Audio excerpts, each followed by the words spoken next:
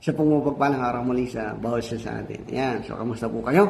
At nawa po ay nasa mabuting kalagayan ang bawat isa po sa atin. Salamat sa inyo pong pagsama, pakikinig at panonood sa ating pong devotion. Yan. So, sana po ay nasa mabuting kalagayan ng bawat isa sa atin. Ano man po ang inyong pinagkakabalahan sa araw na ito ay nawa po ay magsama-sama po tayo para magpalakasan sa isa't isa. Magpapatuloy na po tayo sa ating pag-aaral sa aklat po ng Santiago.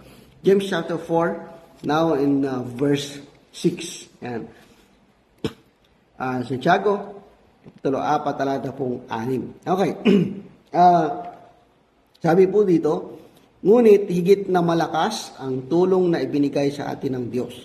Sapagat, ang sabi sa kasulatan, ang Diyos ay laban sa mga palalo, ngunit tumutulong sa mga mapagpakumbaba. Yan, no? Yan po yung atin pong pag-aaralan sa oras pong ito. Ano? Kagaya po ng ating mga napag-aaralan ng mga una, yung sulat ni Santiago ay medyo pabago-bago ng tema, pabago-bago ng pinag-uusapan. So ganyan po halos yung kanyang laman ng writings niya, no? So, at ang paalala niya, ang sulat niya ito ay na-address niya, no, sa mga mananampalataya. Okay? So, ngayon, yung verse 6 ay parang nagpalit ng pinag-usapan. Pero, titinan po natin yung kaugnayan nito doon sa unang mga talatang ating pinag-uusapan. So, dahil nga ito yung aklat na pinag-aaral natin. So, ito po ay ipinapanalangin natin sa tulong ng Panginoon, tulong din po ng ibang mga aking pinag-aaralan o mga binabasa. Ano? Yan. So, sabi diyan ay, ngunit higit na malakas ang tulong na ibinigay sa atin ng Diyos. So, ang ating pong pag-uusapan sa oras pong ito ay ang pabor mula sa Diyos. Yan, pabor na mula sa Diyos. Okay.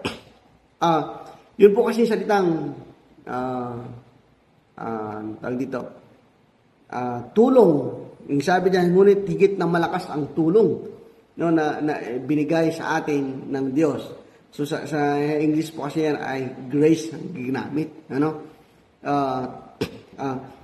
Ngunit higit na malakas ang tulong na ibinigay ng Diyos sa atin. Yung malakas na tulong, higit na malakas. Yung salita po diyang ngunit, ayan po ay salitang may kaugnayan, no, doon sa unang mga talatang atin pong pinag-usapan.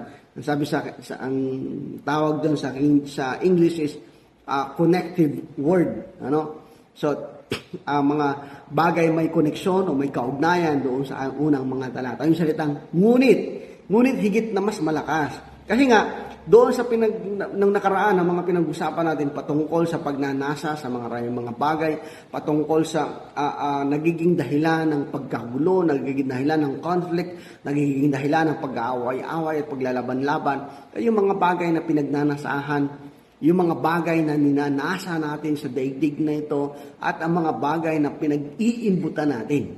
Yan. Ano? Mga bagay na pinag-iimbutan natin na pagmamayari ng iba. Okay? So, yung pong mga salitang pagnanasa at pagkakaroon o pagbimiti, pagnanais na magkaroon ng mga bagay sa daigdig ay, sabi nga natin, hindi masama. Pero, minsan kasi, nagtutulak ito sa tao kasi minsan hindi mo makuha sa mabuting paraan, no? Hindi mo makuha sa maayos na kapamaraanan kahit magpakatrabaho ka, magpakahirap ka, hindi ka magkakaroon. So gagawa ka ng masama, gagawa ka ng paraan para magkaroon ka ng mga bagay na actually kinahuhumalingan ng daigdig. So kaya po pinag-usapan natin, yun ang nagiging dahilan ng pagkalaban-laban ng mga tao. Okay? So, kapag ang tao ay nagmahal ng higit sa Diyos, nagmahal sa daigdig na ito ng higit sa Diyos. So pag nagnasa ng mga bagay sa sanlibutan ito na higit sa Diyos ay isang uri ng pagsamba sa Diyos-Diyosan at isang uri ng pangangalunya. So, kaya, kasi nga, ang tao, nakafocus doon sa daigdig, nakatingin doon sa mga bagay na inaalok ng sanlibutan. Nakapokus doon o nakatingin sa mga bagay na minimiti, na hinahangad ng tao, na nasukdulan ng gumawa ng masama para makamit lang ang mga bagay nito. Sumantalang, ang sabi ng Biblia, kaya nga ang sabi ni James, ngunit higit na mas malakas ang tulong na ibinigay ng Diyos. Yung mga bagay kasi na hinihingi natin, yung mga bagay kasi na minimithi natin sa daigdig na ito, pansamantala lang lahat ang mga bagay na yun. Yung mga bagay na pwede natin ipagmalaki, yung mga bagay na hinahabol ng tao sa daigdig na ito. Nakakala nila, yun yung magpapasaya sa kanila, yun yung magpapaligaya sa kanila, makamit ko lang ang mga bagay nito, ito na, magpapaligaya sa akin. Pero, alam naman po natin, ang daigdig ay hindi napupuno. Yung pagnanasa ng tao ay hindi napupuno, hindi natatapos yan. Pag nakamit mo ng isang bagay, magnanasa ka na uli. Pag nakuha mo na, maghahangad ka na uli ng iba pang mga bagay. At ang sukdulan nga ay hangarin mo pa yung pagmamayari na ng iba. Okay? Subalit, ngunit, ang sabi diyan, mas malakas ang tulong na ibinigay ng Diyos sa atin. Okay? Kaya yun ang paalala doon, kaya yun ang sinabi ni James, no, ayon sa mga pag-aaral. Kasi, yun nga, kasi yung ang hinahanap o hinahabol ng tao, ay yung mga bagay na mayroon ng daigdig. At minsan, yun yung akala nila, yun yung magpapasaya, yun ang magpapaligaya sa kanila. Kaya ang sabi ni James, ngunit higit na mas malakas ang tulong ng Diyos. Ang Diyos nandiyan na, yung tulong ng Diyos nasa atin na. No, ibinigay na ng Diyos yung tulong eh. So, huwag na natin masadong hangarin ang mga bagay sa daigdig na ito. Yung po ipaalala po sa atin. Ano po?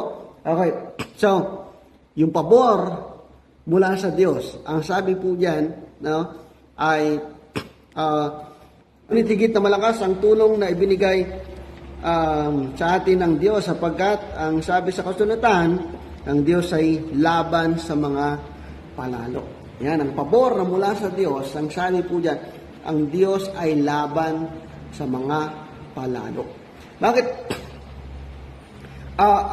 Iniugnay ni James yan yung mga palalo patungkol sa mga bagay sa daigdig. Kasi nga, yun yung nagtutulak sa tao para magmalaki. Kapag mayroon kang mga bagay, mayroon kang mga latest na mga gadget, o mayroon kang pera, mayaman ka, marami kang mga alahas, ay iba pong mga bagay na pwedeng ipagmalaki ng tao. Yan, no? At nagtutulak talaga yan sa tao para magmalaki. Kasi nga, yun yung daigdig eh, at yun ang alok ng daigdig. Kapag ka mayroon ka niyan, mas sikat ka. Kapag mayroon ka nito, mas kilala ka, mas mahahangaan ka ng mga tao. Yan, no? At nagtutulak ito sa tao para magmalaki sa kanyang sarili. Okay? Samantalang tayo ng mga nagtitiwala sa Diyos, mga taong nananampalataya sa Diyos, kung ihambing natin ang ating kalagayan sa kanila, ay talagang malayo. Ayan, no? Malayo yung kalagayan nila kasi sa atin. Pero tinuturuan dito ng salita ng Diyos na ang sabi, mas malakas ang tulong ng Diyos. Yan, sa atin. Na ibinigay na sa atin. Mas malakas yung tulong. Anong sabi doon? Ang Diyos ay laban sa mga palalo. Okay? So, iniugnay yon doon sa mga taong nagmamalaki sa kanilang mga sarili.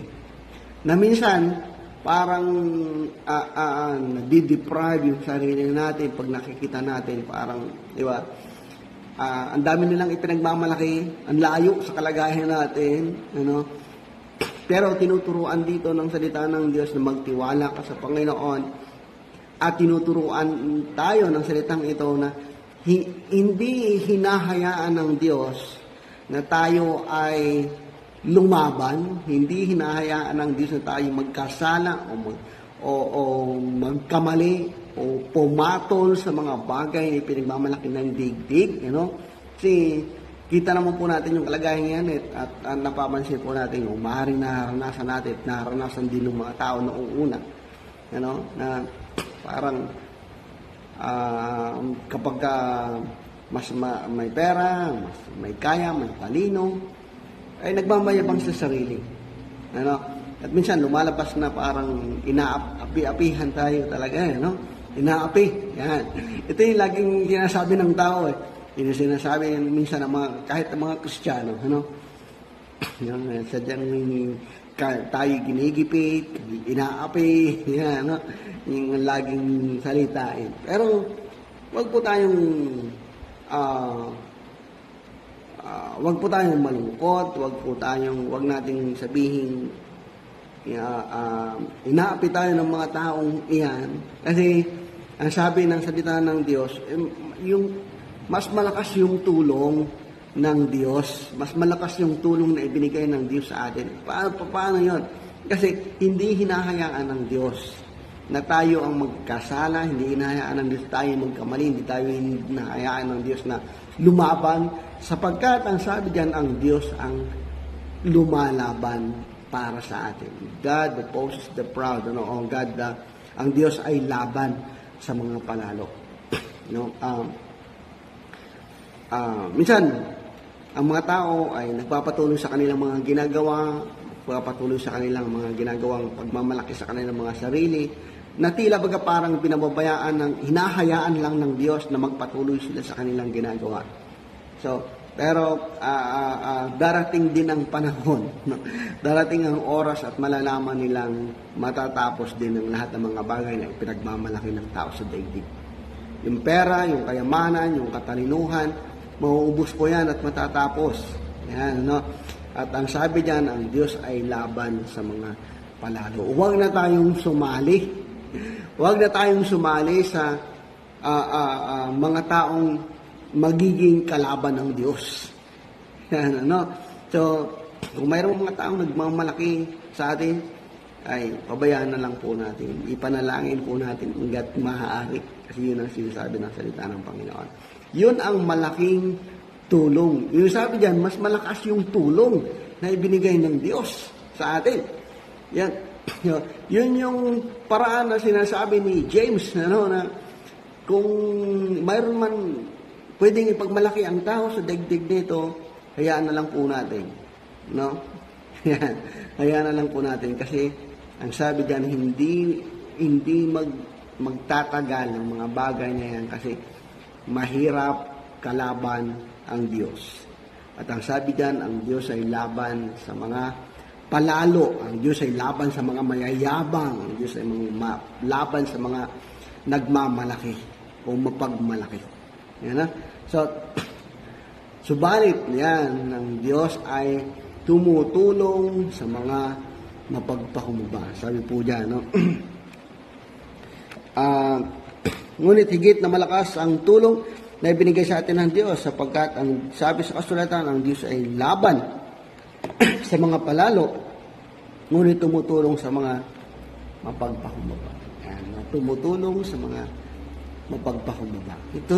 Ito yung kalagayan natin. At ito yung mas pakamithiin natin sa buhay. Yung tayo ay maging mapagpakumbaba ating mga sarili. Kasi the more na tayo ay nagpapasakop sa kalooban ng Diyos, the more na tayo ay nagpapakababa sa harapan ng Diyos. The more naman yung kasaganaan ng tulong ng Diyos ay mararanasan natin. Yun ang sabi po ng Biblia Yun ang sinasabi. So, hindi man ibig sabihin noon ay yayaman ka din, hindi man ibig sabihin noon ay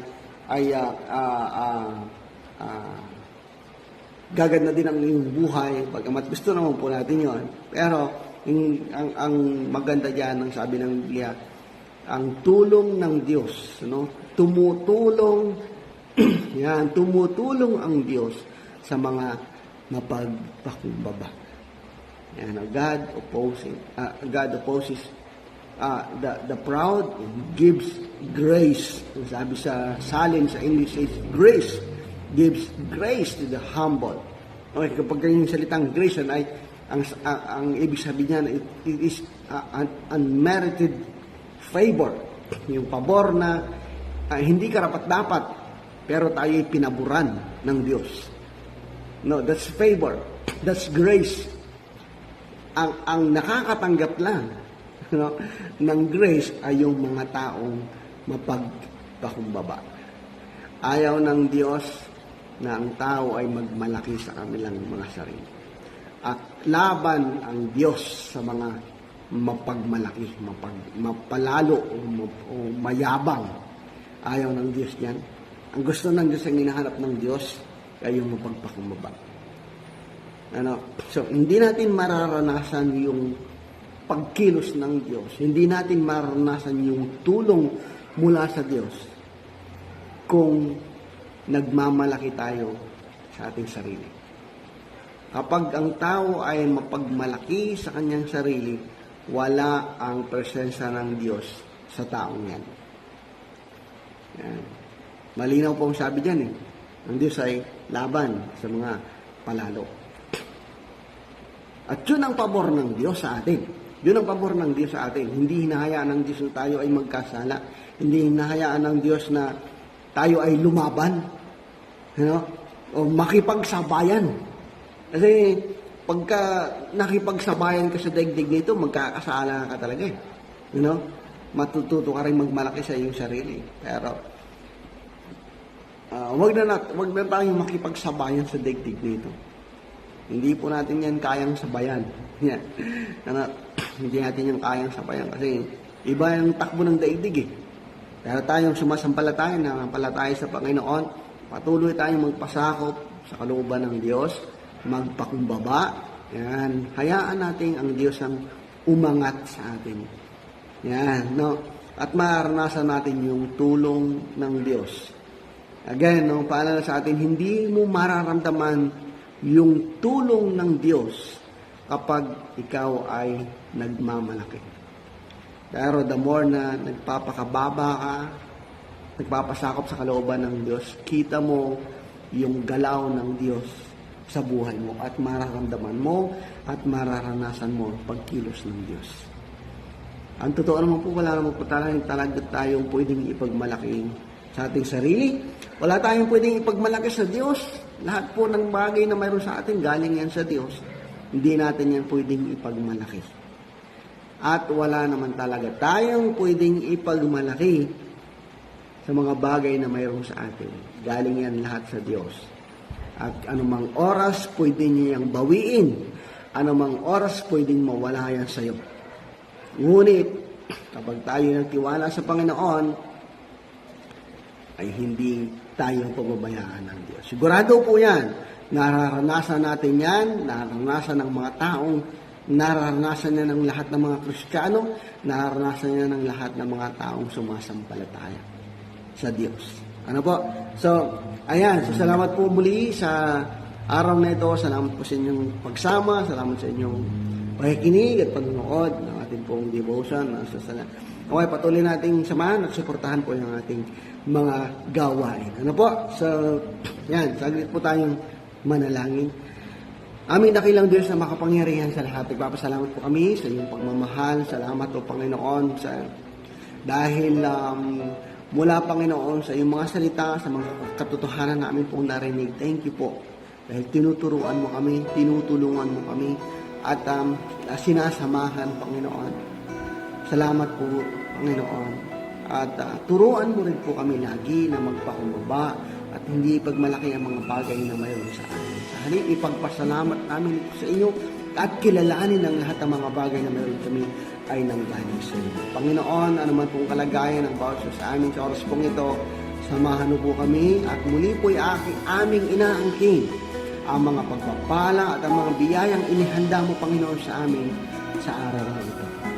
Salamat po sa iyong presensya. Salamat po, Panginoon, sa katotohanan buhat sa iyong mga salita. Kayo po ang maparangalan sa aming mga buhay at mataas sa aming pong pananampalataya. Sa inyo ang lahat ng kapurihan at kapasalamatan sa pangalan ni Jesus. Amen.